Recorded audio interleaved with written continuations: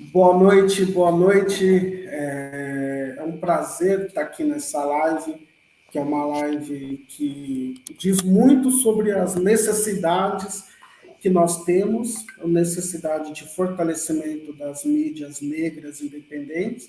E nesse aniversário de 5 anos do meu querido e do nosso Jornal Empoderado, nós convidamos aqui aquela pessoa que o Brasil precisa. Eu já falei isso no aniversário dele, quando assessorando ali, ajudando na comunicação da Frente Nacional Antirracista.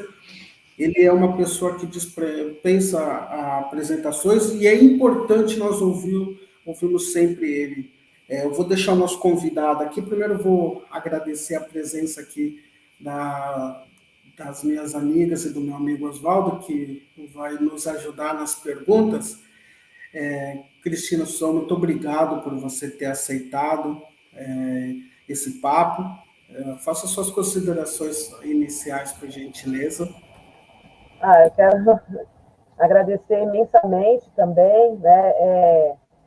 Silvio tem sido apresentado ao mundo, né, Silvio? Eu creio que, como temos falado da sua agenda nos últimos tempos, porque tem se mostrado para a gente como um grande homem, uma grande figura para o movimento negro, para a negritude, enquanto orgulho, né?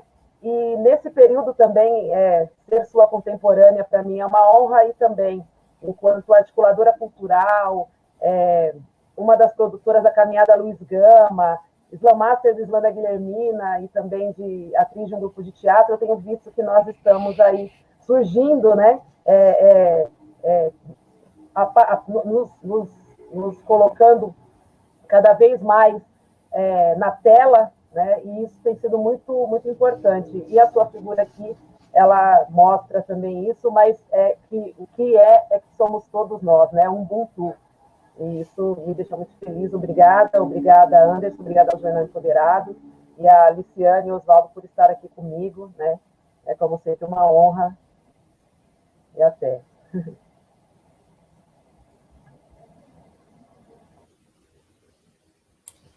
Sem áudio, Anderson.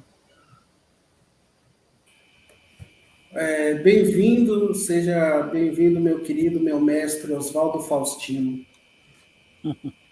Muito obrigado pelo meu querido e meu mestre. Querido, eu tenho certeza, quanto ao mestre, eu deixo dúvida. Mas, de qualquer forma, a honra de poder estar aqui, ouvir o Dr. Silvio Almeida, essa grande referência nossa, e eu quero só parar no agradecimento, porque tudo que eu tenho para dizer será depois nas perguntas que pretendo fazer, porque são perguntas, mas, na verdade, são meras provocações para ouvir dele tudo que ele tem para nos dizer. Muito obrigado. Minha companheira de Jornal Empoderado, Liciane Linhares, obrigado por vir comparecer nesse papo tão gostoso aqui, tão importante e significativo para o Jornal Empoderado. É uma honra, né? Uma honra enorme eu estar nessa época aqui, compartilhar com o Silvio Almeida, perdão. É uma pessoa que todo dia eu entro ali no Twitter, vejo todas as publicações, acompanho e aprendo diariamente. Então, Silvio, gratidão universo por tê-lo aqui conosco. Muito obrigada. E quero agora deixar ele por último, porque eu acho que ele merece todo o nosso carinho. E, Silvio, muito obrigado por ter aceitado nesses 5 anos. Eu lembro que eu conheci Silvio dividindo uma mesa da consciência negra dentro do Corinthians, né? E desde aquele dia eu falei assim, conheço aqui uma pessoa que vai realmente balançar esse país. E agora estamos aqui nesse papo de 5 anos do Jornal Empoderado. É uma honra recebê-la aqui, Silvio.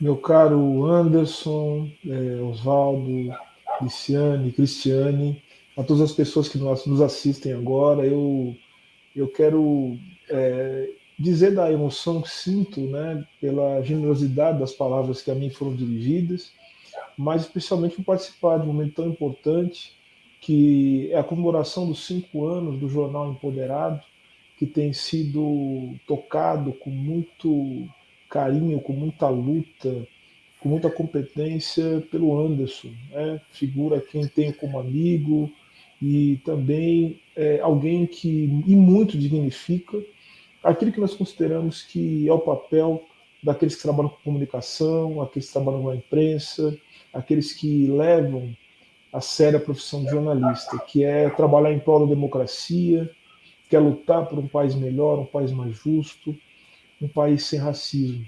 Então, eu só posso agradecer a oportunidade de estar entre vocês e poder participar dessa conversa. Muito obrigado a todos e todas. Pode voltar, por favor. Para mim, na tela, por favor. Oi, queria iniciar aqui lembrando mídia negra independente nessa luta para se manter. Curtam a página do Jornal Empoderado, curtam o nosso canal, estejam aqui conosco, compartilhem esse papo, né? O Silvio, que é uma pessoa generosa, que abriu um espaço para que possamos conversar com ele, mande para todas as pessoas para que a gente possa expandir esse papo. Silvio, queria primeiro iniciar como que você está vendo a importância. É lógico que muita gente espera para ouvir você falar sobre racismo estrutural, mas eu queria aproveitar o momento de hoje também para que a gente possa falar um pouco do Silvio do Brasil que a gente está vendo, né? Como que você está vendo a CPI da Covid, esse momento do país que nós estamos vivendo?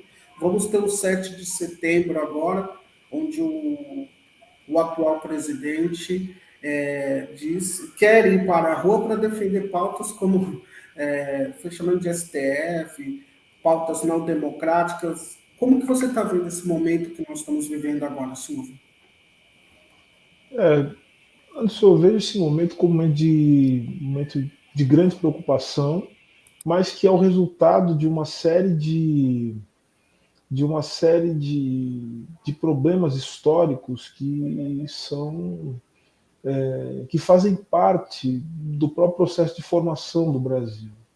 Estamos falando aqui de um país profundamente desigual, um país que se encontra naquilo que os teóricos, os pensadoras chamam de periferia do capitalismo, e que, portanto, é vulnerável a todas as crises e as transformações na economia mundial, acertam o Brasil em cheio. Estamos no meio de uma crise econômica, né, de proporções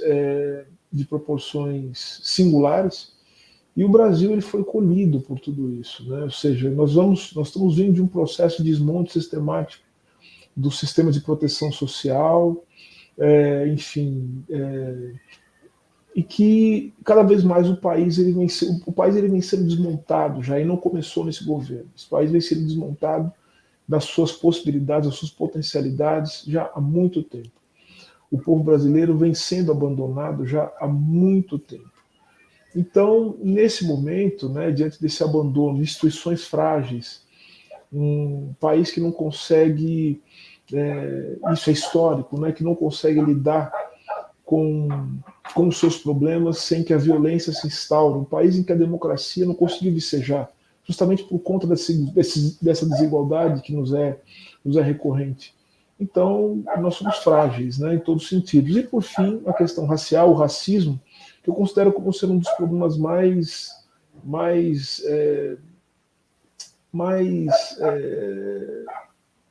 agudos, né, do Brasil, e que pouco é tratado. Nesse sentido, eu vejo com preocupação, vejo que nós estamos chegando num momento em que várias coisas vão ter que se decidir. Você citou agora o bicentenário da independência do Brasil. Vejam que acho que um dos índices de que nós não estamos conseguindo lidar com os problemas do Brasil é o fato de que não estamos conseguindo lidar com discutir o bicentenário, o significado disso. Lembremos só do que foi o centenário, né? as discussões do centenário, né, que redundaram, inclusive, na Semana de Arte Moderna de 22, em 1922. Então, nós estamos chegando aqui em 2022, um país profundamente fragilizado, destroçado, um país que precisa se reconstruir, se é que vai ter possibilidade de fazer isso, diante de uma conjuntura internacional bastante difícil. Então, eu vejo com grande preocupação, acho que esses movimentos, né, levados a cabo pelas polícias estaduais, por parte do Exército Brasileiro, né, pelo Exército Brasileiro, e capitaneados pelo Presidente da República,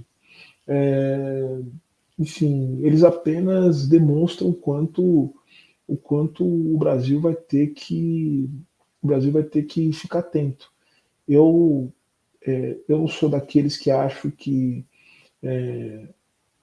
o presidente faz bravatas. Eu acho que a vontade dele, de fato, é fazer ruir a ordem constitucional brasileira.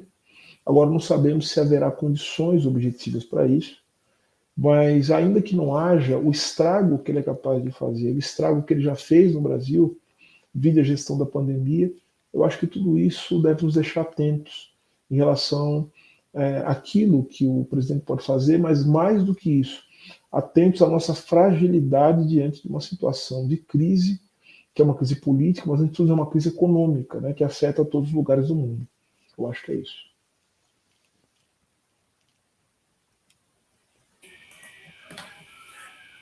Cristina, por favor, pode perguntar para o professor. Bom, gente, boa noite novamente a todas e todos. Eu quero aproveitar para dizer que eu estou um tanto nervosa e emocionada, e nas minhas considerações iniciais, além de só falar oi, eu disse quem eu era, mas eu vou me repetir aqui. Tenho a questão por escrito, mas ela tem a ver um pouco com o que a gente vem fazendo também na rua, né? Faço parte do movimento cultural de periferia, né? Também sou professora de História, Islamácia de Ismanda Guilhermina, atriz do coletivo de teatro Dolores Boca Aberta, Mecatrônica de Artes, e desde 2015 eu integro orgulhosamente a equipe da caminhada Luiz Gama, né, junto aqui com figuras como, por exemplo, o senhor Oswaldo Faustino, Max e Abílio, entre outros que estão conosco nessa caminhada. Ontem a gente fez essa caminhada que começou com 6 pessoas, reiniciou com 6 pessoas, né? O Oswaldo é um desses pioneiros aí do reinício, e tem se tornado uma tradição em nossa cidade. E a minha questão ela vai ter justamente a ver com história, né? E com a homenagem aos nossos. Eu vou fazer aqui ela por escrito, Rafael, vou fazer a leitura. Bom, desde que eu comecei a lecionar, há 15 anos, pelo menos, tratamos sobre a queda de paradigmas acerca dos mitos de heróis. Nesse sentido, nossos heróis pretos não são exaltados. Haja vista a conjuração mineira em detrimento da conjuração, conjuração baiana em detrimento da conjuração mineira, e outros tantos nomes pouco citados, como Esperança Garcia, Adelina a Charuteira e o próprio Luiz Gama. Nas ruas, os poetas, slammers e sarau de periferia têm trazido à tona essas questões, como em outros âmbitos. Mas como fazer chegar à massa da população brasileira essas figuras que estimulam a luta do povo? É isso. Bom, eu acredito que vem sendo, que tem sido feito um trabalho em relação a isso, e nesse sentido o movimento negro ele tem tido uma atuação fundamental, né? Ou seja, veja só o caso de Luiz Gama, né? Eu me lembro muito bem que quando ajudei a fundar o Instituto Luiz Gama, eu encontrei uma espécie de vazio, né, em relação a tudo aquilo que Luiz Gama de fato produziu, né? Ou seja, Luiz Gama tem uma produção fantástica, imensa. Alguns pesquisadores, né, e poucos se dedicavam ao pensamento de Luiz Gama. Destaco aqui a professora Lígia Ferreira, que tem se destacado nos estudos de Luiz Gama, pioneira, estudou Luiz Gama, inclusive fora do país, porque não encontrou espaço para fazê-lo aqui, né? Estudou em França. Então vejam que poucos eram aqueles que se dedicavam, que cultuavam a memória de Luiz Gama. Mas veja que nós acabamos de falar sobre o centenário da independência, né? As pessoas que são as grandes referências, as pessoas que se tornam um grande exemplo, né, daquilo que um país pode ser, daquilo que um país quer ser, elas são construções da luta política, né, de grupos sociais. E o movimento negro tem lutado ao longo dos últimos anos para justamente trazer à tona as contribuições fundamentais que figuras como Luiz Gama trouxeram para o Brasil, para a compreensão do Brasil. Então veja que essa luta ainda não terminou, né? Você citou a caminhada Luiz Gama, que foi retomada, você citou, falei agora, né, de como tem uma produção acadêmica também que traz à tona Luiz Gama. E essa produção acadêmica muito tem a ver com a chegada de pessoas negras na universidade, que cada vez mais buscando referências tomam a figura de Luiz Gama, de outras pessoas, de outros pensadores, falando de Lélia Gonzalez, falando de Guerreiro Ramos, Abdias do Nascimento. Ou seja, estou falando de pessoas que produziram e colocaram questões fundamentais, não apenas para os negros, mas para o Brasil, e que, graças a esse movimento, né, de resgate histórico, de reconfiguração do imaginário social brasileiro, vem sendo trazido pelo movimento negro. Então, respondendo a sua pergunta, acho que a luta política ela ainda é o veículo fundamental. Ela é o único veículo capaz, na verdade, de trazer à tona o conhecimento sobre esses exemplos. Por quê? Porque veja que esses exemplos, como o de Luiz Gama, essas figuras como Luiz Gama, elas são figuras que eu costumo dizer que são disruptivas, né? Porque elas causam fissuras, elas quebram, né, certos pactos, elas trazem à tona certas contradições. Por exemplo, por que considerar que outros advogados são grandiosos ou são os maiores do Brasil diante dos feitos de Luiz Gama? Então veja, Luiz Gama, um homem negro, né, um homem que foi escravizado, de fato esse foi o maior jurista do Brasil, e não se trata apenas de querermos que ele seja, né, o maior advogado do Brasil, mas se trata de estudar e de ver as obras de Luiz Gama, aquilo que Luiz Gama fez, os feitos de Luiz Gama, para se constatar a importância desse sujeito e para que ele sirva de farol para que nós entendamos a possibilidade de construir um Brasil diferente.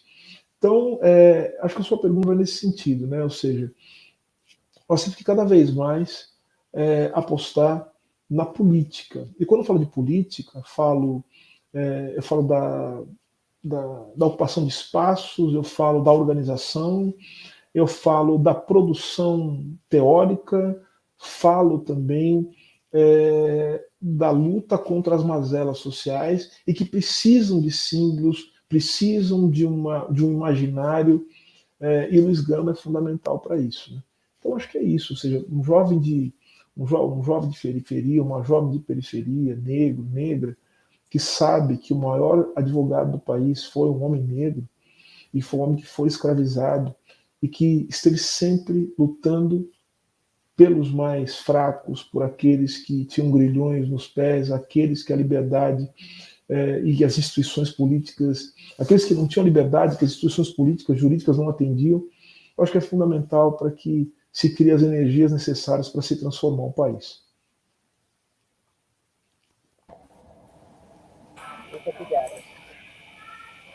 Luiz Gama foi realmente muito importante a ponto de, nesse papo tão importante que a gente está fazendo aqui, no final a gente vai passar um vídeo do Max Muratório, que é artista, colabora no Jornal Empoderado, e o jornalista Bílio Ferreira, que vão fazer um papo aí de até 5 minutos, vão falar um pouco do Luiz Gama, porque estão fazendo as comemorações aqui. Para quem não sabe, nosso querido Silvio também do Instituto Luiz Gama, né, seu fundador, então vai ser um dia importante, né, casou todas essas datas aqui.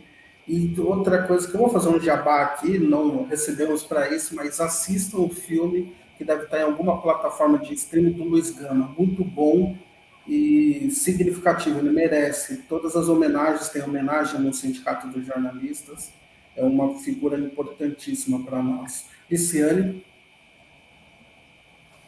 Oi, Silvio, vou bater um papinho com você sobre carnaval. Aí eu querendo relembrar, assim, a gente sabe, vou dar um exemplo aqui.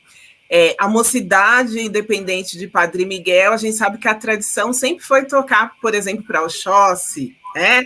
O Salgueiro, para Xangô. Algumas escolas vêm com metal ali na frente, tocando mais alto, porque é para algum, né?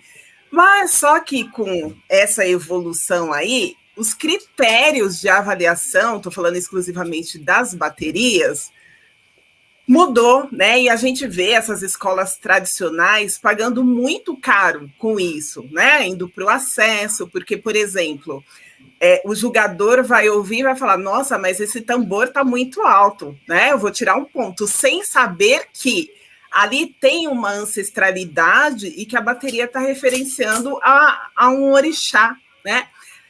E aí eu queria ver a sua opinião. Como que você enxerga essa modernização aí? Você acha que faz com que o carnaval perca a sua ancestralidade e a sua identidade?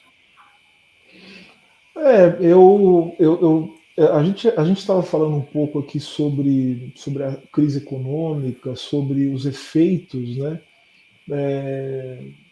do capitalismo, né, sobre todas as instâncias da vida, e o carnaval não é diferente, né? Ou seja, o que se tem, à medida que o carnaval vai se integrando com a lógica, né, da troca mercantil, com a lógica do mercado, que o carnaval vai cada vez mais se aproximando, né, do mundo da mercadoria, ele vai perdendo,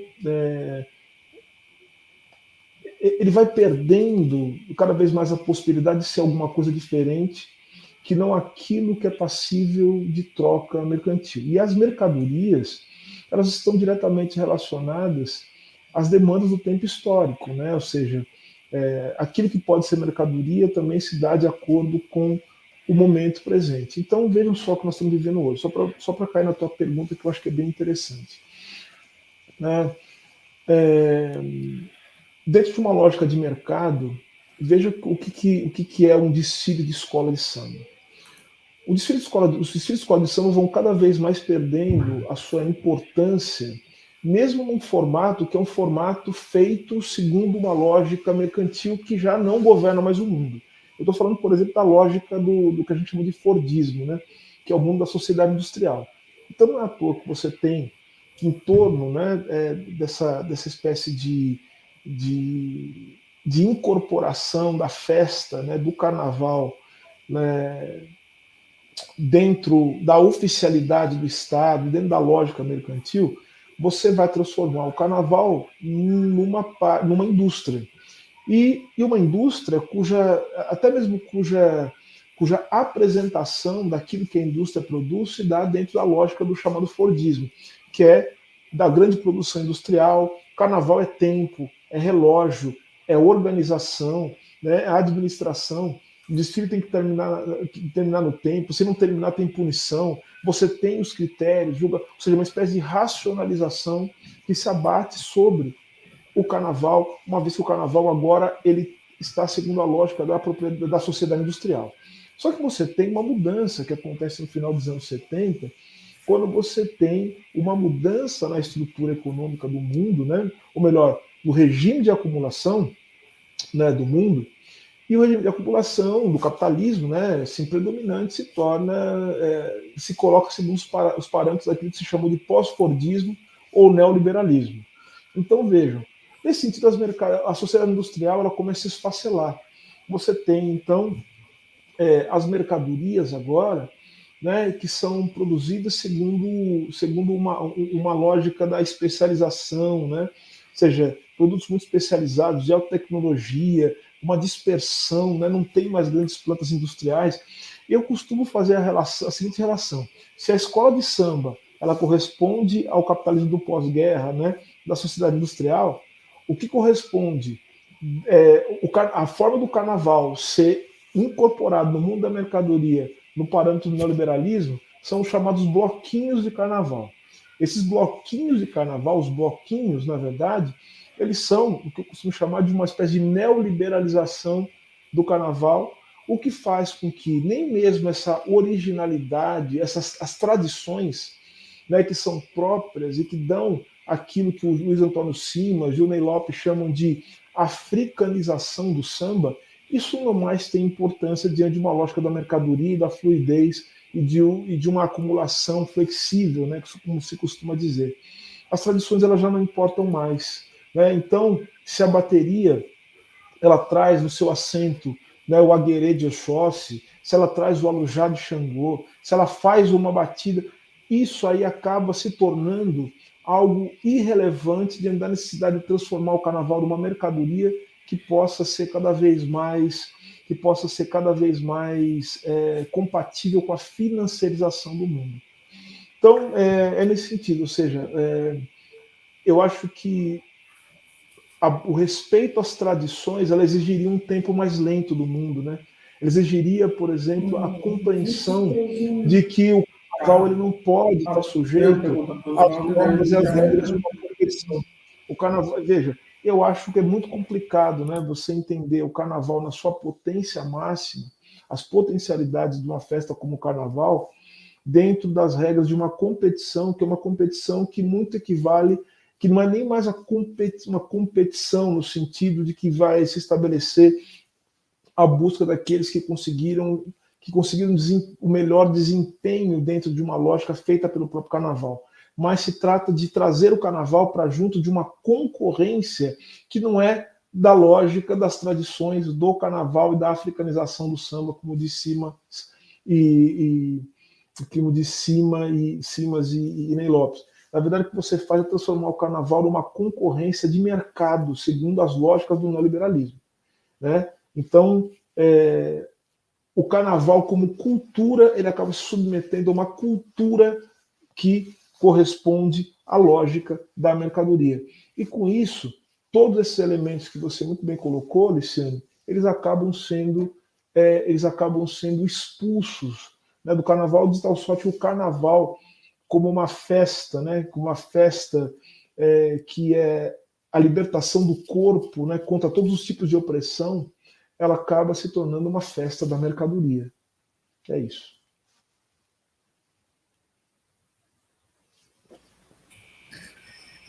Mas, por favor, a tela, por gentileza. Oswaldo Faustino. Ok. Doutor Silvio, eu achei ótimo, eu jamais imaginaria que numa conversa contigo a gente ouvisse uma explicação tão importante sobre o que é carnaval e de como a gente tem que entender os desfiles carnavalescos. Muito obrigado. Mas eu queria retomar o tema, a pergunta anterior, que era sobre Luiz Gama, porque talvez muitos dos que nos estão assistindo não fazem ideia da sua importância, não só como presidente, como fundador e presidente do Instituto Luiz Gama, mas do reconhecimento de Luiz Gama como advogado, né? A sua ação para que isso ocorresse, aquela cerimônia maravilhosa naquela noite de tempestade lá no Mackenzie. Bom, quando Luiz Gama faleceu, em 1882, um monte de gente se tornou continuidade desse personagem, da sua história. Nós temos o exemplo do Lino Guedes, que criou o jornal Getulino, lá em Campinas, para segurar, manter viva a memória deste pseudônimo de Luiz Gama.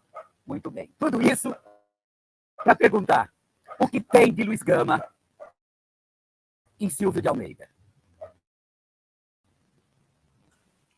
Bom, em primeiro lugar, muito obrigado, professor Oswaldo Faustino, né, que, apesar da generosidade, da humildade não permitir, né, que aceite a alcunha de mestre, é de fato o mestre de todos nós, né? Assim como os mestres, eles são escolhidos, né? E poucas vezes eles podem escolher. Então, você foi escolhido. Professor Oswaldo, a sua pergunta sobre o que tem de Luiz Gama em Silvio de Almeida, eu acho que tem tudo, né? Tem as possibilidades que Luiz Gama abriu, né? Tem as possibilidades que Luiz Gama colocou a todos nós. Né? Não fosse Luiz Gama, entendo eu, que eu poderia estar aqui, mas eu estaria aqui de uma maneira diferente. O Brasil seria diferente. E provavelmente ele seria pior. Luiz Gama é um desses personagens, desses homens, dessas pessoas, desses seres humanos que foram, como eu já disse, né, em relação aos mestres, que foram escolhidos e que carregam na sua vida o vaticínio, né, a missão de abrir o caminho para outras gerações e para todos aqueles que vêm depois deles.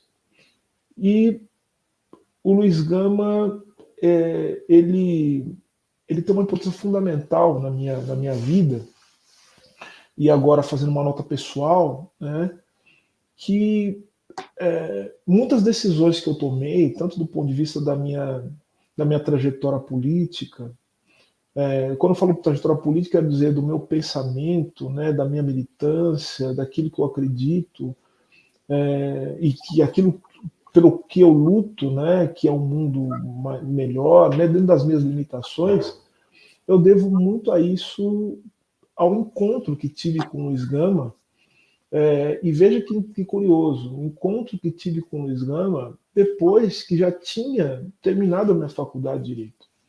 Eu não encontrei com o Luiz Gama quando aluno da faculdade de Direito. Eu encontrei com o Luiz Gama posteriormente, né, depois de formado, depois de advogado que já era.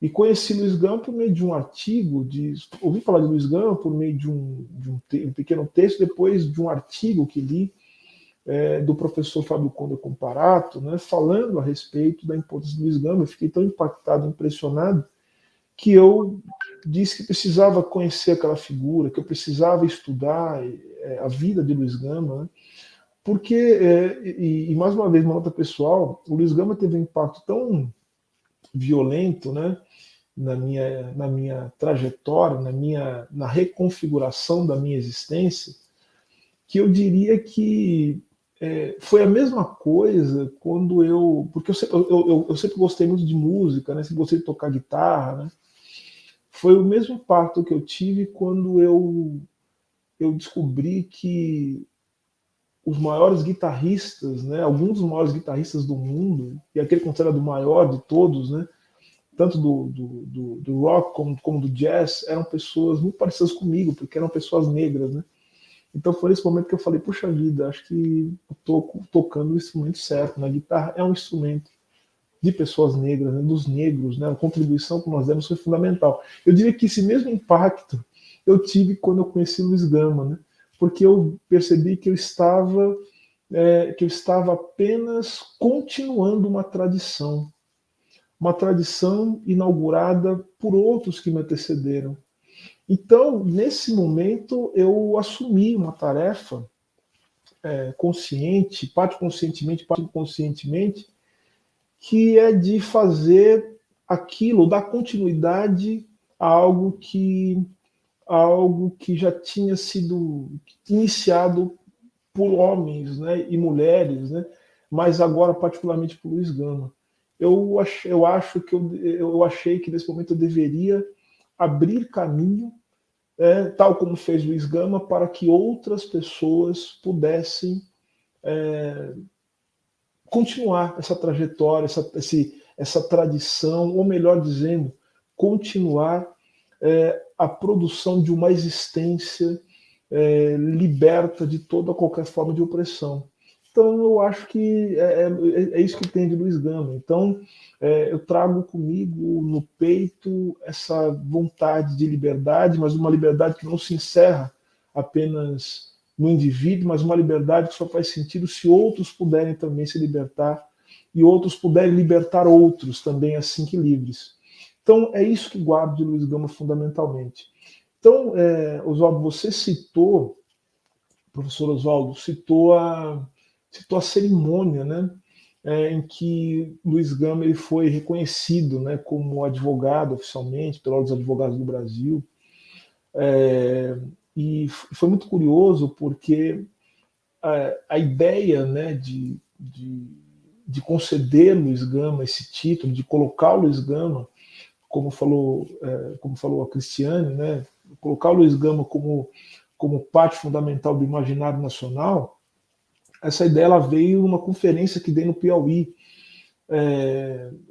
e lá estava um conselho da OAB, o Dr. Rui, né, de Santa Catarina, e Piauí a terra, né, do à época presidente, né, a sua terra natal, né, do então presidente da Ordem dos Advogados do Brasil, né, que é o professor, doutor, né, Marcos Coelho, né, Marcos Furtado Nunes Coelho. E eu falei sobre Luiz Gama, e na hora, eu não sei, acho que isso tem muito a ver com ancestralidade, né?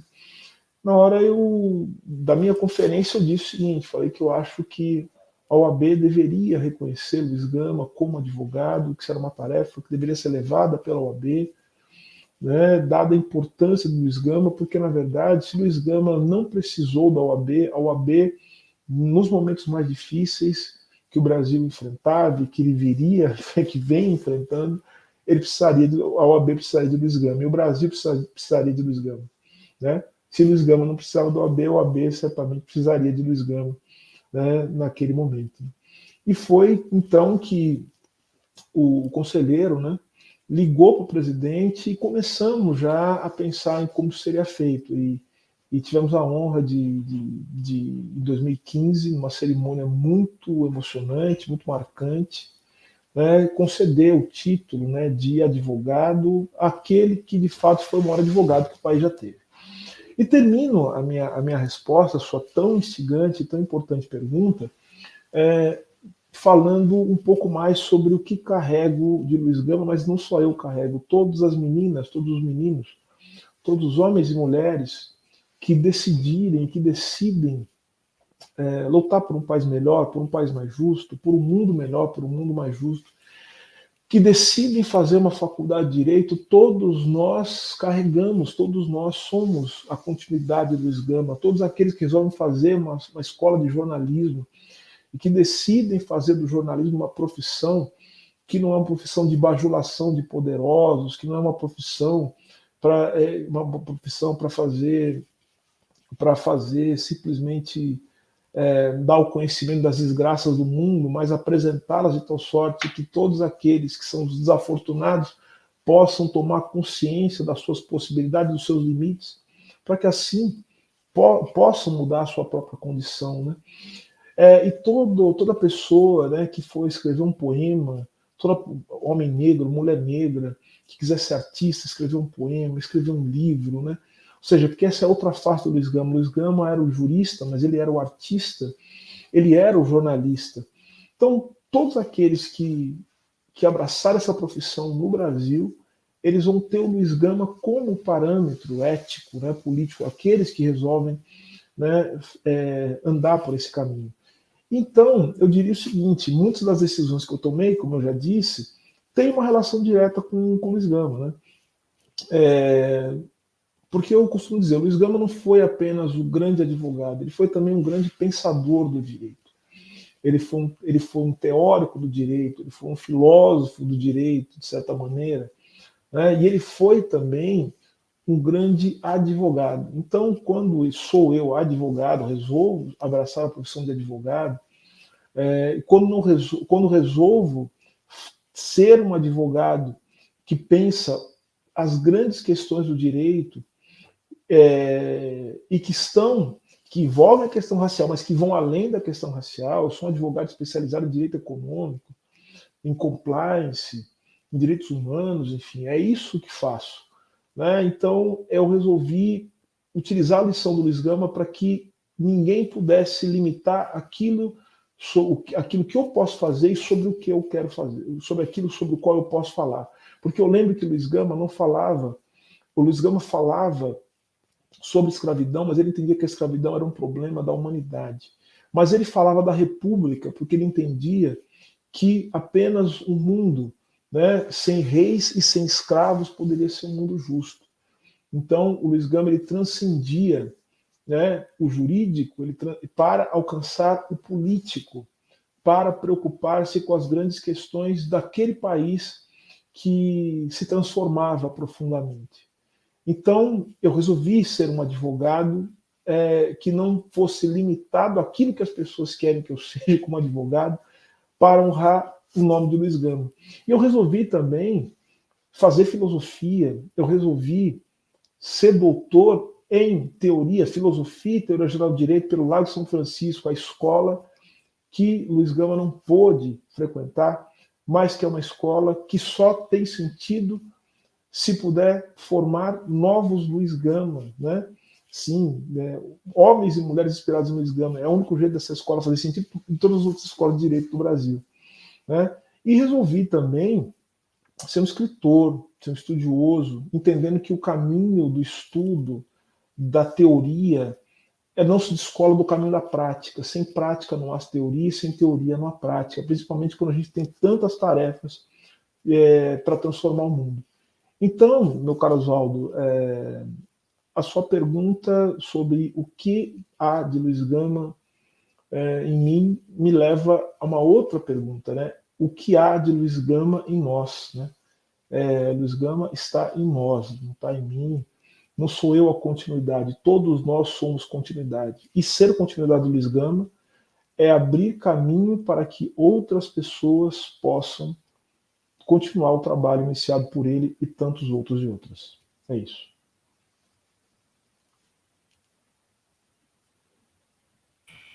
Muito bom, eu queria agradecer as nossas mídias, é maravilhoso. Muito bom ouvir o Silvio. O Silvio é o cara que a gente precisa. O Denis chegou aqui também, professor Denis de Oliveira. Antes do Denis fazer uma pergunta, Silvio, eu queria te segurar só para duas perguntas, uma do Denis aqui. Eu tenho uma última pergunta que eu acho que você vai gostar. Sei que seu tempo é curtíssimo, eu tenho ainda aula para dar, tudo a gente compreende. Eu quero agradecer a parceria com essas mídias que estão entendendo a importância da gente dar voz também para as mídias negras. Então, o carinho que o Jornal Empoderado está recebendo das mídias tradicionais, exclusivamente brancas, né, que tem isso. Queria agradecer com todo carinho a nossa parceria da TVT, que está aqui retransmitindo, Prerrogativas, a Conde. Quero agradecer os jornalistas livres, Carta Capital, né? Quero agradecer o 247, que também vai passar essa live. Muitas pessoas comprometidas em entender a importância desse momento do Brasil, da gente reescrevê-lo de uma forma na prática, né, Silvio? Não só em teoria, ninguém solta a mão de ninguém, mas quando... Não, eu estou percebendo que algumas ações práticas como essa são importantíssimas e eles estão se esforçando para isso e a gente está junto, a gente precisa de todo mundo nessa luta. Quero agradecer a revista Fórum também, Frente Favela Brasil, Rede Quilobação. E falou Rede Quilobação, Denis, seja bem-vindo e já aproveita, faça a pergunta para o Silvio, por favor. Boa noite. Pedi primeiramente desculpas pelo meu atraso, eu estava numa outra atividade na PUC, virtual, né? Um seminário sobre educação e relação racial, e eu também vou ter que sair correndo também, tenho uma aula agora à noite, né? E eu passei para primeiramente um abraço virtual no Silvio, né, meu grande amigo Silvio Almeida, né? E no Anderson, meu grande amigo Oswaldo, saudade de você, Oswaldo. Né, ontem eu tentei ir na caminhada, não consegui, eu estava mal pra caramba ontem, né? Tempo seco me afetou aí as minhas cordas vocais ontem, né? A Luciana, a Cristina e todo o pessoal que está assistindo aqui a gente. Eu queria só uma pergunta, né, para o Silvio, né, essa luta aí do reconhecimento do Luiz Gama, né, é um papel muito importante, Eu participei daquele evento do Mackenzie, né, quando foi até entregue simbolicamente a carteirinha da OAB para o Luiz Gama. E é muito interessante, né, a visibilidade que está tendo nos últimos tempos, né? A Rede Globo, né, está distribuindo o filme do Jefferson Dean. Inclusive, no dia 30 vai ter um debate do Jefferson Dean na revista Fórum, né? Vai falar um pouco sobre, e a Zezé Mota vai falar um pouco sobre a produção do filme e outras questões ligadas ao audiovisual negro, né? Fazendo uma propaganda aqui já antes. Mas eu queria, assim, perguntar possível essa questão, um pouco no final da resposta dele, essa importância, né, de nós transcendermos o Luiz Gama, além de um herói, né, de uma figura importante, como referência para nós que lutamos contra o racismo, também como um intelectual. E exatamente isso, inclusive, foi o que nos motivou a buscar a concessão do honoris causa na USP, né, que foi concedido agora em junho. Porque, de fato, né, você tem aí uma produção dele vasta, né, no direito, nas letras, né, quer lembrar, inclusive, as primeiras provas de Getulino, do Luiz Gama, os dois exemplares, né, primeiros exemplares originais estão na USP, né, um deles está na Biblioteca Brasilianas e outro está na Biblioteca do IEB, e tem acesso digital, né, dá para acessar digitalmente, né, e também a produção dele como jornalista, né, eu fiz jornalismo, sou jornalista, é interessante que toda a produção vasta da imprensa brasileira do século XIX, muito combativa, não se fala do Luiz Gama, fala-se do Líbero Badaró, fala-se do Ângelo Agostini, né, o Luiz Gama é ausente nessa história, né? Assim como na área de letras, né, na área da literatura brasileira, né, também não se fala do Luiz Gama. É muito interessante isso, né? E parece que até por uma iniciativa do Alfredo Bozzi, no Museu da Língua Portuguesa, foi inserido, né, naquela linha do tempo da produção literária brasileira, o Luiz Gama, né? Não estava antes, né? Ele teve a iniciativa de colocar, né, de inserir. Então, esse reconhecimento, né, do honoris causa, como é que o Silvio vê, por exemplo, como incentivo para que ele seja refletido como intelectual na academia, né, entre nós, né? A gente reverencia muito, veja, não estou fazendo nenhuma crítica, né, a isso, a gente estuda muito intelectuais negros de fora do Brasil e a gente estuda muito pouco os nossos, né, até por conta da sua invisibilidade. E aí, no caso, né, acho que a grande importância, né, dessas várias homenagens que tem realizado do Luiz Gama é justamente trazer, de fato, a produção dele, né, acadêmico, intelectual, como intelectual público, intelectual orgânico, né, que tem aí uma produção não só sofisticada, mas comprometida com a luta contra o racismo. Bom, quero cumprimentar o meu amigo Denis de Oliveira, também da minha satisfação de poder contar com um amigo aqui nesse momento. Denis, a sua pergunta, ela me leva a pensar dois aspectos, né? E ambos, né, esses aspectos, ambos foram justamente objeto da minha reflexão quando fui até o Rio de Janeiro a convite do Jefferson Day, da produção do filme, para acompanhar o lançamento. E fiquei pensando nisso, né, que você falou. Então, vamos começar do primeiro aspecto. O primeiro aspecto você está certo. De fato, o Luiz Gama, o Luiz Gama ele tem que ser visto como um intelectual, né? Eu, particularmente, tenho feito um esforço, e faz parte daquilo que disse também, diante da pergunta de Oswaldo, que eu tenho feito um esforço para colocar o Luiz Gama como uma das grandes referências para se pensar o Brasil e pensar a América Latina, né? E pensar a relação da América Latina, do Brasil com o mundo. Não sei se todos sabem aqui, eu sou professor. Eu sou professor, né, de direito, né, mas não só. Eu sou professor também de pensamento social brasileiro, né, uma disciplina que eu instituí nos cursos de direito em que dou aula, e também tive a oportunidade de dar um curso chamado Direito e Raça na América Latina, na Universidade de Duke, como professor, e agora vou dar o curso Direito, Raça e Cultura na Universidade de Colômbia também, onde agora sou professor. Né? E justamente um dos pontos assim que me levaram, né, a pegar, a ter como desafio pensar a América Latina é a possibilidade de estabelecer a relação com intelectuais fundamentais para pensar a formação social brasileira, para pensar a relação do Brasil com a América Latina, pensar a relação do Brasil com a África, né? Como diz o professor Luiz Felipe de Alencastro, e todo o meu respeito ao professor Luiz Felipe de Alencastro, que é um amigo, né? Ele fala uma coisa maravilhosa, né? Ele diz assim, ele fala que Luiz Gama foi o herói de dois mundos, né? O Luiz Gama não foi apenas o herói do Brasil, o Luiz Gama foi o herói da África, porque Luiz Gama era um homem que lutava contra o tráfico, e não apenas contra a escravidão no Brasil.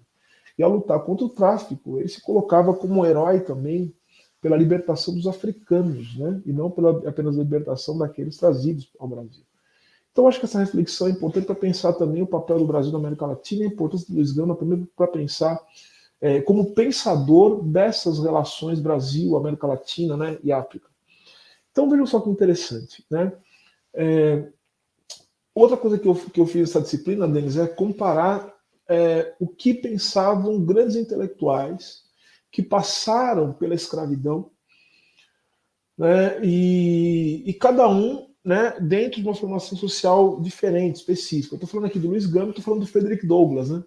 Ou seja, são grandes intelectuais, né? Ambos foram escravizados e ambos têm ambos advogados, né, juristas, e também tem um papel importante na discussão, né, dos seus respectivos países, né? Então, ou seja, o que eu estou querendo dizer com isso? Estou querendo dizer que eu tenho feito um esforço importante para pensar o Brasil, mas para colocar o Luiz Gama como um dos pensadores do Brasil. É isso. Todos os cursos que eu dou sobre pensamento social brasileiro, eu tenho uma aula especial, da mesma forma que eu tenho uma aula especial sobre Caio Prado Júnior, sobre Gilberto Freire, sobre Sérgio Buarque de Holanda, né, eu tenho também aulas especiais dos meus cursos sobre Luiz Gama, tenho aulas sobre Lélia Gonzalez, sobre Abdias do Nascimento, sobre Guerreiro Ramos, ou seja, Clóvis Moura, né, ou seja, o meu próximo livro, inclusive, traz esse debate, que é justamente falar sobre a importância, né, do pensamento social brasileiro e a sofisticação do pensamento social brasileiro e, obviamente, a sofisticação dos pensadores do Brasil, dentre os quais o Luiz Gama se insere, né? Então, importante o que você diz, fundamental, de revelar essa dimensão do Luiz Gama enquanto intelectual e tem uma outra dimensão, que é a dimensão do Luiz Gama histórico, ou seja, aquele Luiz Gama que os historiadores pesquisam e dizem que foi Luiz Gama e que constrói sobre Luiz Gama. Mas eu quero levantar um segundo aspecto, e está dentro da objeção que você fez, e eu entendi o que você falou, inclusive você disse que acha que é importante. Mas eu quero ressaltar a importância do Luiz Gama imaginário, né? Do Luiz Gama imaginário, do Luiz Gama ser, do Luiz Gama histórico, ele ser complementado pelo Luiz Gama heróico. O Luiz Gama que fez o caminho do herói, o Luiz Gama que vai servir como inspiração, né, para que se possa construir um imaginário em torno dos valores que ele defendeu. Então, acho muito importante que se tenha, como já tem, tá? Histórias em quadrinhos que colocam o Luiz Gama como herói. Já tem, mas tem história em quadrinhos. Tá? Agora, além disso, eu acho importantíssimo que haja filmes, que esse seja o primeiro filme, falei para o meu amigo Jefferson B., que esse seja o primeiro de muitos filmes que serão feitos sobre Luiz Gama. Você pode fazer um filme, mas alguém vai dizer, mas esse filme não está retratando fielmente. Veja, atenção, não importa. A dimensão heróica do Luiz Gama, ela é fundamental, porque a gente tem que produzir um imaginário em torno de um personagem tão importante. Um país precisa, né, dessas produções imaginárias, precisa dos seus heróis, e que o nosso herói seja Luiz Gama. Então, alguém vai olhar e falar assim, mas os tribunais no século XIX não funcionavam daquele jeito, tal como está no filme. E daí? Né?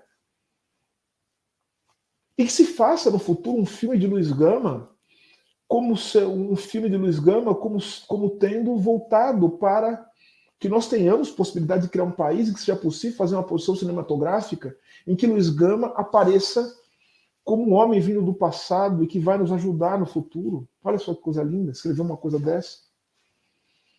E que assim seja. Assim como se faz com uma outra figura, uma figura que para nós é fundamental, que está escrita, tal como Luiz Gama foi escrito também, por iniciativa do deputado Orlando Silva, como um dos heróis da pátria, que é Zumbi dos Palmares. Né?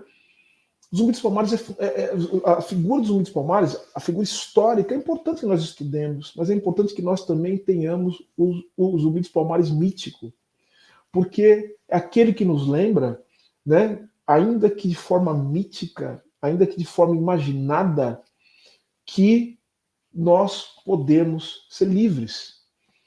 Então isso me lembra, a Liciane perguntou, né, sobre samba, né? Isso me lembra um dos carnavais que mais me marcou, né? O Carnaval da Mangueira de 88, né?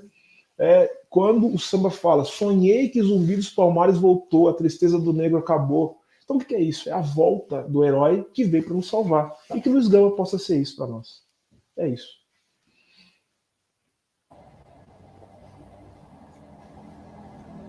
Eu quero aproveitar na parte...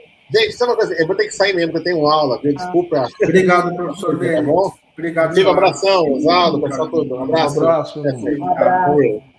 Uma parte muito rápido. Eu, enquanto professora de História, hoje, na aula com o 7º ano, uma menina de 12 anos, negra, Andressa, assistindo ao trailer do filme, eu falando sobre a caminhada, né?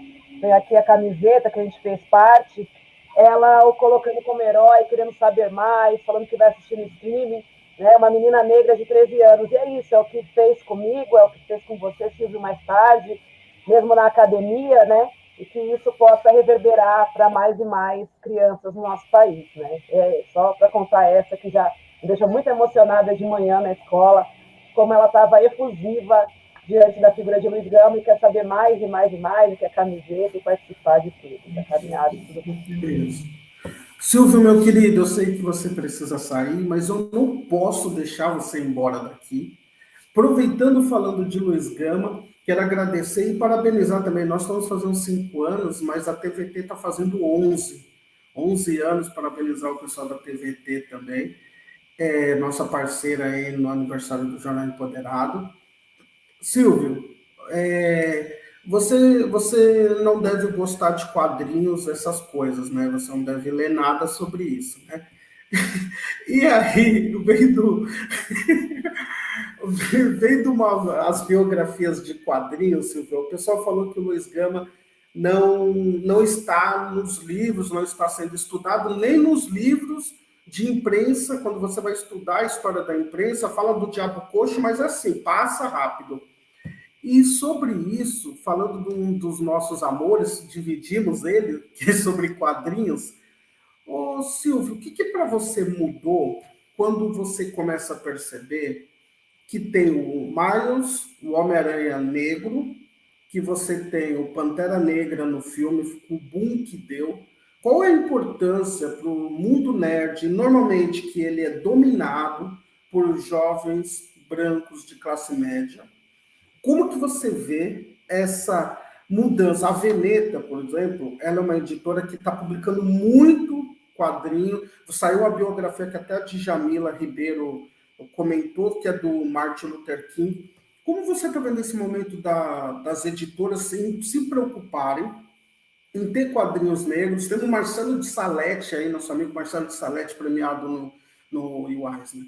Como que você está vendo esse mundo nerd lembrando e nos enxergando, visibilizando toda a causa negra? O que você acha que é só propaganda? O que você acha que realmente é genuíno? Como que você vê isso?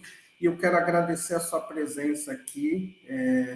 Foi um motivo de muita alegria para mim poder dividir esse espaço. Mais uma vez dividimos o mesmo espaço, agora eu tendo a honra de recebê-lo aqui no Aniversário do Jornal Empoderado.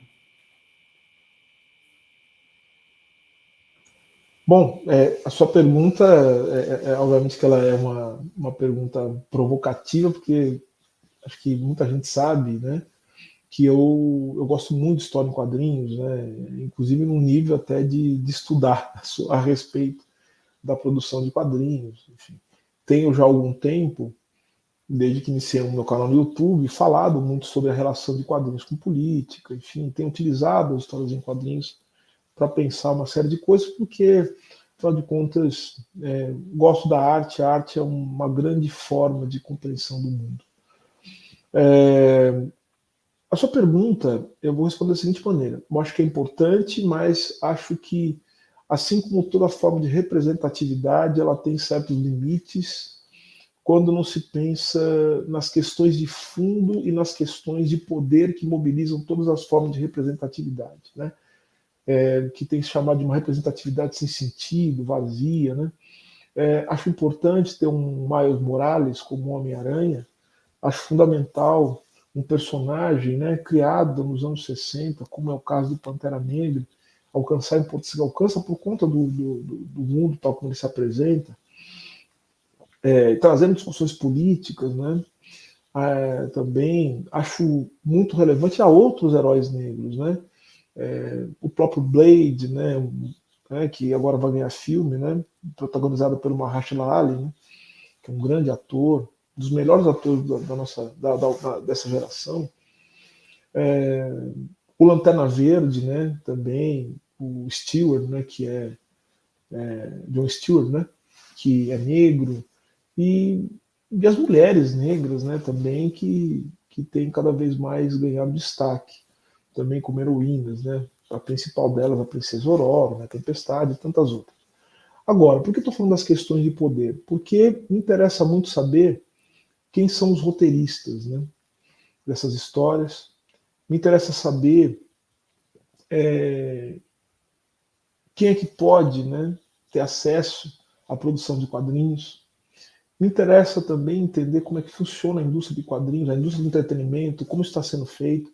Então, veja, eu gosto de pensar a importância da representatividade dos quadrinhos, eu gosto de pensar também em quem está tornando viável a existência de uma produção das histórias em quadrinhos. Isso, para mim, é de muita relevância. E outra coisa também que você coloca na sua pergunta, e que eu acho que é fundamental, é pensar também nos brasileiros que estão produzindo quadrinhos, né? E que estão também editando quadrinhos. Você citou a Veneta, do meu amigo, né, Rogério, né? E de fato eu tive a honra de receber, ainda não pude ler e nem fazer uma divulgação mais que é merecida sobre a biografia do Martin Luther King, né, editada pela Veneta. A Veneta que publica muita coisa boa, né? Assim, a Veneta que tem um trabalho fundamental, né, nos quadrinhos. E eu quero lembrar também, já que você perguntou, também de como a questão racial ela tem também sido tratada nas histórias em quadrinhos. Isso é legal também, né? As próprias histórias do Capitão América, agora acabou de sair, né? A história sobre o Capitão América Negro, né? Que é sobre, o título do quadrinho é Verdade, né? A Panini lançou e também muito gentilmente me enviou. Então vejam que a versão em português, né? Então vejam que eu me interesso muito, muito, muito por isso. Mas eu quero falar dos quadrinhos brasileiros, né? Falamos aqui, você citou aqueles que produzem, falou do Marcelo Salete também, que é um gênio, um sujeito fantástico.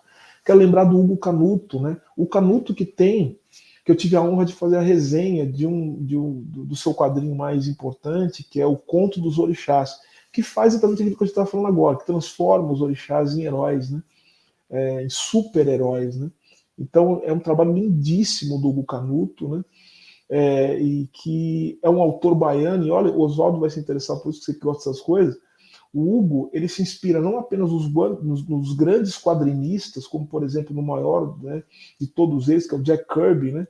Mas ele se inspira em Caribé, né?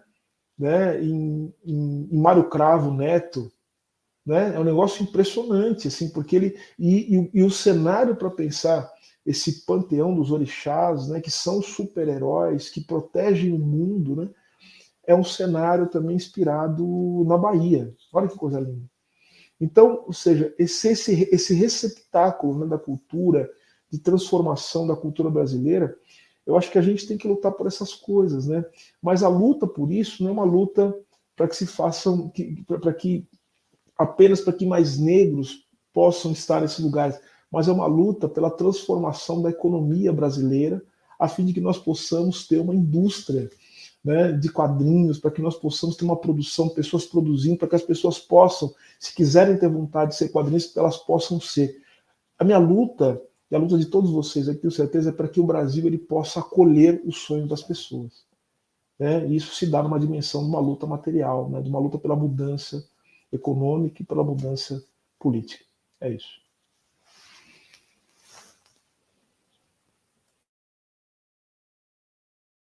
Uhum. O Anderson, seu fone está no mudo, mas tenho certeza que você está aí agradecendo. Foi uma honra. Silvio, eu fiquei emocionada com a pergunta do professor, quando ele falou, nossa, o que Silvio tem do Luiz Gama? Sensacional. Eu agradeço, professor, por essa pergunta e você pela resposta. Foi incrível. Silvio, muito obrigado pela sua vinda, Luciane. É isso, Luciane. É o Silvio. Ele não vai falar sobre isso, mas a gente quer ver, de alguma forma, Silvio, ou na hora que a gente for digitar lá, porque, desculpa, a gente não defende voto impresso aqui, nossa, é eletrônico, a gente não é maluco. Então, eu quero poder ver o rostinho do Silvio ali para a gente digitar, ou que só se você tiver tendo algum tipo de delírio, né, assim, tiver sob efeito, alguma substância, é a única forma de você ver meu osso na urna. Isso. Eu fiquei um dia desse, só para fechar aqui, que o Silvio tem que ir embora, Silvio. Eu fiquei aqui imaginando a gente recebendo uma carta, né? Vindo uma carta pelo correio, falando, você está convocado para ajudar a contar os votos. Eu fico imaginando qual seria a resposta que eu daria para devolver a carta para eles. Silvio, muito obrigado por tudo. Outra coisa, a gente não poderia passar realmente para falar de um outro amor seu. Queremos um dia ler um livro de seu pai, né, que jogou num time não muito conhecido aí, né?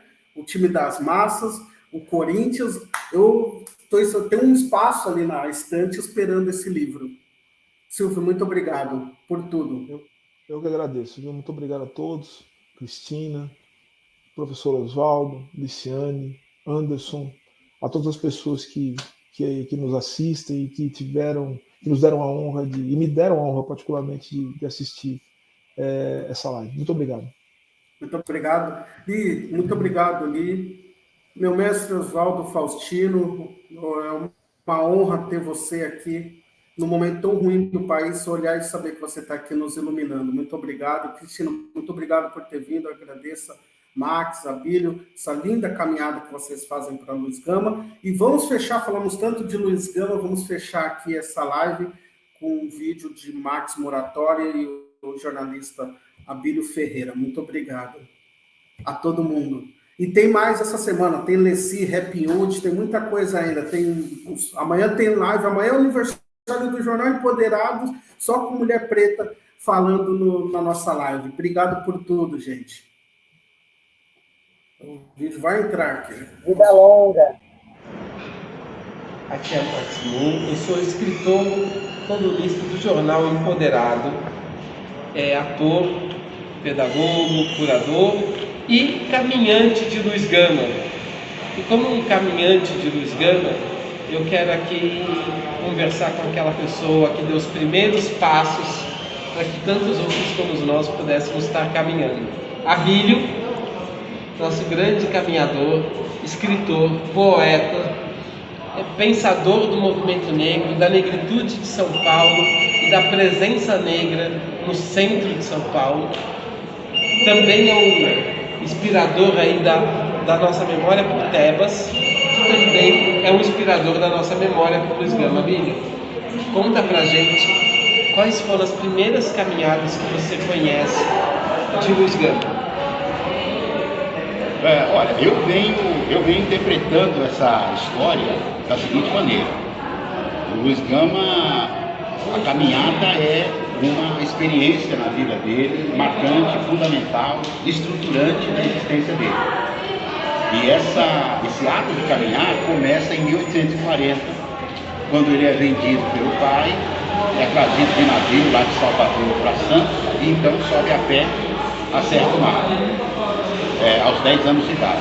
Depois, durante o funeral, né, quando ocorre uma caminhada espontânea, as pessoas se revezando para segurar a alça do caixão, no dia 24 de agosto de 1882, ocorre a segunda caminhada, né? Do Brás, Lago da Concórdia, por ali até o cemitério da Consolação. E após a morte dele, essas caminhadas vêm se repetindo, vêm sendo realizadas até os nossos dias.